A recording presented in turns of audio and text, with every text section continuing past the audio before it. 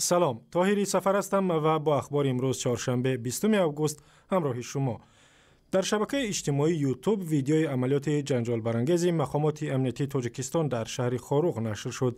در این ویدیو که روز 19 آگوست نشر شده است دیده می شود که یک ماشین بارکش پیشی راه دو ماشین سبکرو را می گیرد و در این اثنا ماموران امنیتی مسلح پیدا می شوند و به سمت سبکروها تیر می اندازند. صحنه مناقشه را ظاهرا کامرای نوارگیری ریاست امور داخلی خوروغ ثبت کرده است.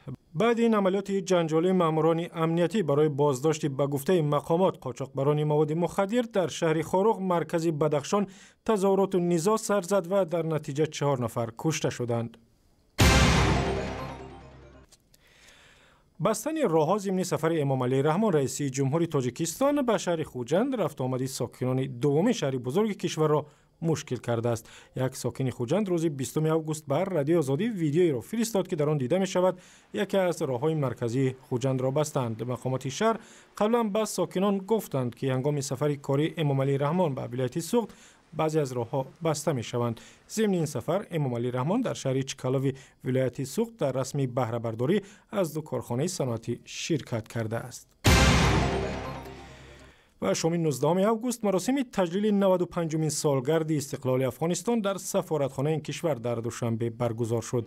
در مراسم جشنی در کاخ 7 اورنگ سفارت سراج الدین اسلف وزیر امور خارجه تاجیکستان و دیپلمات‌های خارجی حضور داشتند. سراج الدین اسلف در این نشست سخنرانی کرد و از جمله گفت: انتخابات ریاست جمهوری مهمترین رویداد در دوام سال 2014 برای گزارش سیاسی در افغانستان می باشد. در این رابطه ما انتخاب مردمی دوست و برادر و شرفمند افغانستان را احترام می نماییم و باور داریم که نتیجه های انتخابات و وحدت و یگانگی مردم و احیای افغانستان برادر مساعدت خواهد کرد. انتخابات ریاست جمهوری افغانستان ماه ایون برگزار شد ولی بنابر ادعاها درباره تقلب نتیجه نهایی انتخابات را اعلان نکردند. افغانستان سال 1919 از مستملکه بریتانیا آزاد شد و خود را کشور مستقل اعلان کرد.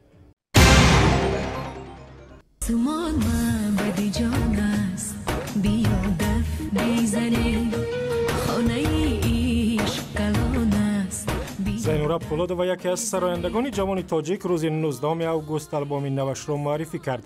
زیانورا که نچندان پیش به صحنه وارد شده است به سبک هندی می‌سراید و در بین مردم شهرتیار است. زیانورا پولودوا در صحبت اختصاصی با رادیو آزادی درباره البومی نوش گفت: البوم نوی من با نام دف بزنیم از 17 سرود عبارت است و در آنجا از همین 17 سرود 5 سرودی نو تر تازه است. زیانورا پولودوا کنسرواتور ملی و دانشکده هنرهای زیبای تاجیکستان را ختم کرده است. مصاحبه کاملی او را می توانید در وبسایت ما ببینید و هم در صفحه‌های رادیو آزادی در فیسبوک، توییتر و یوتیوب و هم زمینه مخصوص رادیو آزادی برای تلفن‌های همراه.